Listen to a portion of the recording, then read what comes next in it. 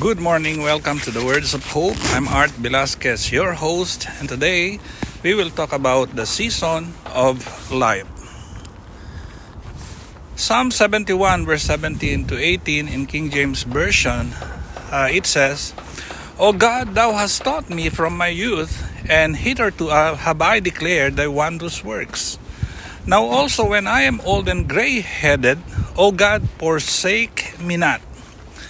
Psalm 71 might well be called a psalm for the seasons of life, and in verse 6, David said, By thee have I been holden up from my womb.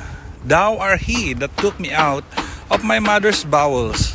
My praise shall be continually of thee.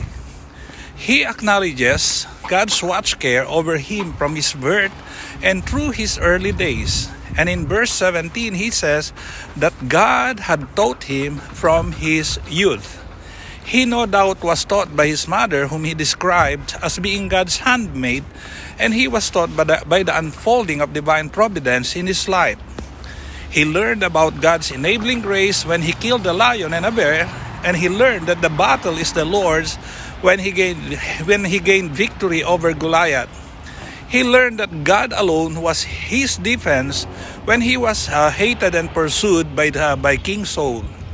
And then as he looks toward the declining years, when his hair would turn gray and his strength would fail, he prays that the Lord will not forsake him.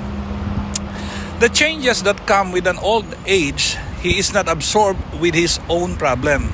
His desire is to show the strength of God to the younger generation that is following him.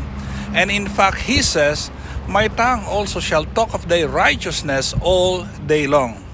How much better to talk of the righteousness and greatness of God than to bemoan the failures of the past or the discomforts of the present. May we all, whether young or old, join in praising our sovereign God who cared for us even before we recognize our own needs and will not forsake us, as the frailties of old age remind us that the crossing into the heavenly land is not far away. The Lord will never leave us nor forsake us. The Lord will go with us. God bless you. Until then, God bless you. Shalom.